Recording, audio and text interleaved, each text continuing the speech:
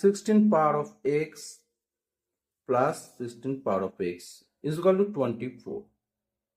So find out the value of x from this exponential equation. So first we can write this is the 16 power of x, so 3 16 power of x, and this is 24. So there is the 16 power of x, and 24 by 3, this is the 8. And now here that 16 we can write 2 to the power 4 x power, and this we can write to the power 3. So there is the same base and 4 to the power x, and this is power of 3. So you can write 4 to the power x is equal to 3. So x value is 3 by 4. So this is the x value, 3 by 4. So now verify it.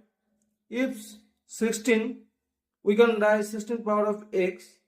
So if 16 power of, this is the 16, we can write to the 4, and this is x value is 3 by 4, and 3 by 4. So the 4 cut. So there is the,